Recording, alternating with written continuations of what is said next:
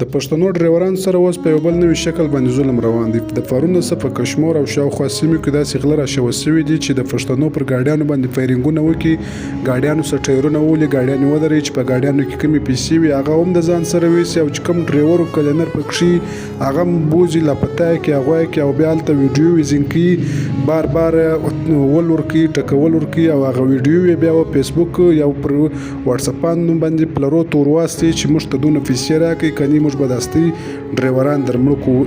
د ډریورانو ویډیو هم موږ ته راغلي دي، خو هغه موږ په فیسبوک باندې نشو نشر کولی چې د هغه د وجې زموږ فیسبوک پاڼه بندیږي. دوستانو دغه پیغام پر مخ دومره در سره شیر کړي چې د پاکستان در ټولو سرکاري ادارو پورې ورسیږي چې تاسو زموږ په پښتنو یا هر ډریور ته باید تحفظ ورکړي، امن ورکړي. دا چې کوم په هر علاقه کې چې کوم غله دي په کار دي د دې مخنیوی وشي، سرکار د دې مخنیوی وکړي. موږ د ټول پاکستان د انتظامیو څخه دا خواست کوو چې تاسو زموږ ډریوران ته تحفظ ورکړي. هغسې خو زموږ د ډریورانو دلته یو سهولت نشته، دلته هیڅ حیثیت نشته، عزت یې نه کېږي. ډریوران چې څومره خوار اوزار دي په پاکستان کې، د دنیا په یوې ملک کې به هم ډریور دونه خوار اوزار نه لکه په پاکستان کې. دلته پر هر چیک پوسټ، پر هر تړه، پر هر ځای باندې زموږ ډریور زورول کېږي، تنګ سي، بیا پیسې ځینې واخیستل سي.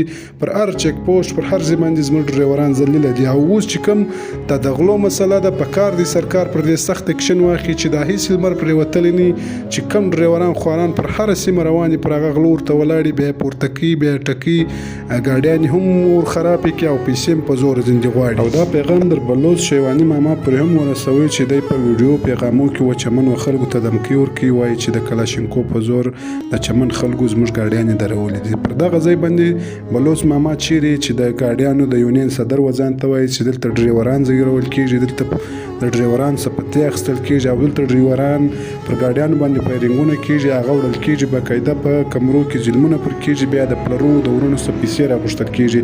د دغه خلاف خو د بلوچ ماما یو وخت احتجاج نه وکړي، نه د اواز پورته کړي، نه د دې خلاف یو هړتال وکړي. شیواني صاحب څه موږ دا خواست کوو چې تاسو ولې پر دغه ظلم باندې خاموش یاست او پر دغه ظلم په سترګو نه وینئ. د ډریورانو خو هغسې هم په پاکستان کې عزت نه کېږي، نه حیثیت څوک ورکوي، نه څوک خبره اوري. حالانکه ډریوران هغه خلک دي چې زموږ د وطن زیات مشکلات ډریورانو را حل کړی دی، چې دغه ډریوران زموږ په یوه سیمه کې به هم نه خوراکي توکي، نه به داسې یو شی.